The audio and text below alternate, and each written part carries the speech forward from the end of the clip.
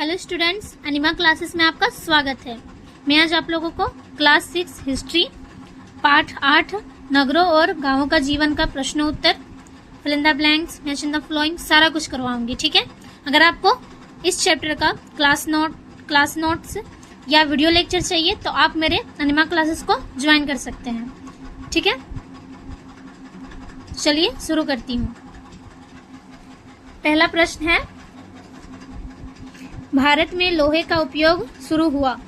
क लगभग 4000 ईसा पूर्व में, ख लगभग 3000 ईसा पूर्व में, ग लगभग 2000 ईसा पूर्व में, घ लगभग 1000 ईसा पूर्व में। तो इसका सही उत्तर होगा घ लगभग 1000 ईसा पूर्व में। ठीक है।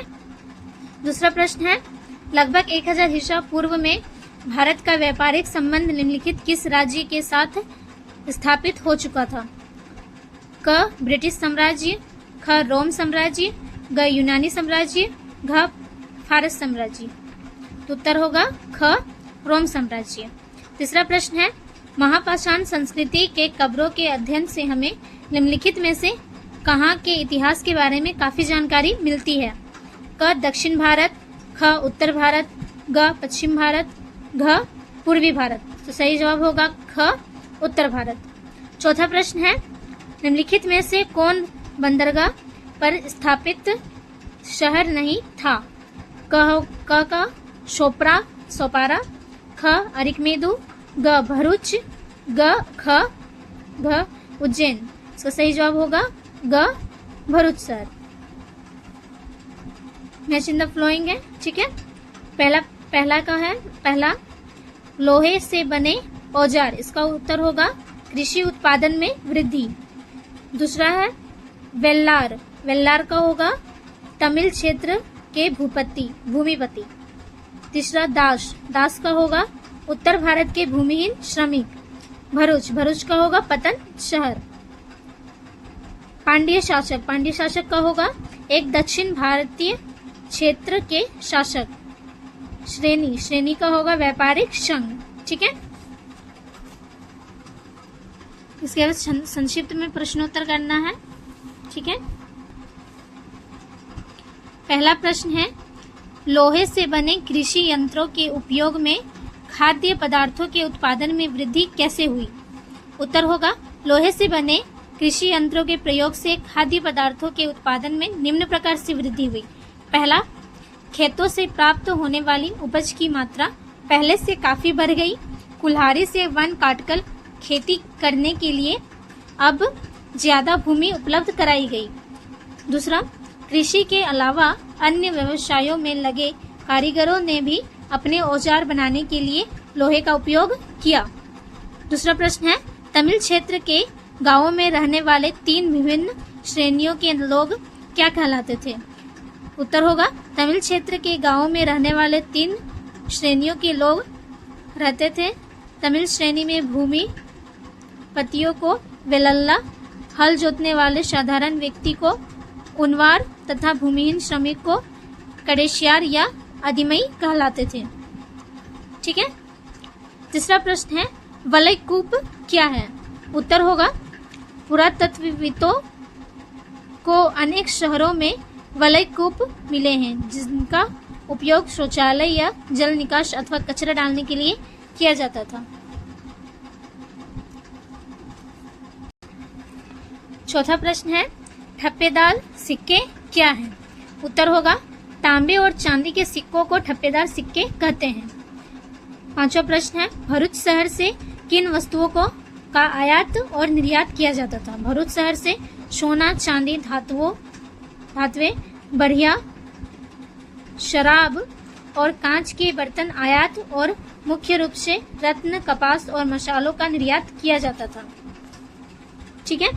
छठा प्रश्न है, ग्राम भोजक के किन्हीं 2 महत्वपूर्ण कार्यों का वर्णन करें?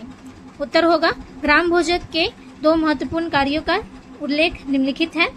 पहला, ग्राम भोजक सबसे बड़ा भूमिपति होता था तथा खेती के लिए श्रमिकों और दासों की सेवाएं प्राप्त करता था। दूसरा हम लोग का है, ग्राम भोजक गांव का प्रमुख होने के साथ ही वह न्यायाधीश और पुलिस के सिपाही की भूमिका भी निभाता था। ठीक है, चौथा का है, इसको थोड़ा सा लंबा करके लिखेंगे। ठीक है, पहला प्रश्न है, आर्थिक जीवन के विकास में व्यापारिक संघों का क्या योगदान था? उत्तर होगा, आर्थिक जीवन के विकास में व्यापारिक संघों का महत्वपूर्ण योगदान था। ये संघ शिल्पकारों की सहायता करते थे। ये आसपास के क्षेत्रों से कच्चा माल प्राप्त करते थे और तैयार माल को उपभोक्ताओं तक पहुंचाते थे। कहीं कहीं श्रेणी द्वारा बैंक की भूमिका निभाने की भी जानकारी मिलती है। दूसरा प्रश्न है, मथुरा किन कारणों से एक महत्वपूर्ण नगर बन गया था? उत्तर होगा, मथुरा एक महत्वपूर्ण नगर बन गया था क्योंकि यह एक व्यापारिक केंद्र भी रहा है और उत्तर से दक्षिण तथा पश्चिमोत्तर से पूर्व दिशा में यात्रा का एक पड़ाव भी। मथुरा में कुषाण काल की पत्थर की उत्कृष्ट मूर्तियां हैं। यहाँ अनेक जैन तीर्थ और बौद्धों के मठ स्थित हैं तथा यहाँ भगवान कृष्ण का एक भव्य मंदिर भी है। प्रश्न 3 है, पांडिचेरी के अरिकमेदु शहर पर एक लघु नोट लिखिए। उत्तर होगा, पांडिचेरी के अरिकमेदु बंदरगाह पर स्थित था। अधिकतर आयात और निर्यात यहीं से किए जाते थे। यह एक स्थल पर ईंट का एक ढांचा मिला है जहां अन्न भंडार अथवा माल गोदाम रहा होगा। यहाँ विभिन्न प्रकार की मिट्टी के बर्तन भी प्राप्त हुए हैं, जैसे कि जल रखने के लिए दोहत्ता कलश तथा गीली मिट्टी से बने लाल रंग के पोलिशदार बर्तन, जिनकी इटली के एक शहर के नाम पर अरेटिन बर्तन कहा जाता था। जहां रोमन डिजाइन का मिट्टी से बना एक अन्य स्थानीय बर्तन भी प्राप्त हुआ है। इसके अतिरिक्त रोमन मणि, रत्न, लैंप और कांच के बर्तन भी प्राप्त हुए हैं। इससे यह पता चलता है कि पांडिचेरी का रोम के साथ गहरा व्यापारिक संबंध था। ठीक है, चौथा प्रश्न है, अरिकमेदु से प्राप्त विभिन्न प्रकार की मिट्टी का विवरण दे। उत्तर होगा, जल रखने के लिए दोहत्ता कलश तथा गीली मिट्टी से बने लाल रंग के पोलिशदार बर्तन, जिन्हें इटली से एक शहर के नाम पर अरेटिन कहा जाता है। यहाँ रोमन डिजाइन का मिट्टी से बना एक अन्य स्थानीय बर्तन भी प्राप्त हुआ है। उरेयूर में की गई खुदाई से छोटे छोटे बर्तन मिले हैं। इनका उपयोग कपड़ों की रंगाई करने या मृतकों की हड्डी व राख रखने के लिए किया जाता था। ठीक है,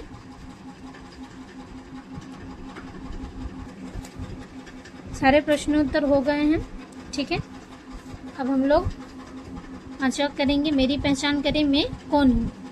पहला प्रश्न है, मैं एक व्यापारिक संघ हूँ, मुझे डेस नाम से पुकारा जाता है। उत्तर होगा, श्रेणी। मैं गुजरात का भरूच शहर हूँ, एक यूनानी नाविक ने मुझे डेस नाम से पुकारा था। क्या नाम से पुकारा था? बंदरगाह। मैं उत्तर भारत के गांव का प्रधान हुआ करता था, मुझे डेस कहा जाता था। क्या होगा? ग्राम भोजक। ठीक है, तो सारे प्रश्नोत्तर मैं आप लोगों को करवा चुकी हूँ। आशा है कि आपको यह वीडियो पसंद आया होगा। ठीक है, धन्यवाद।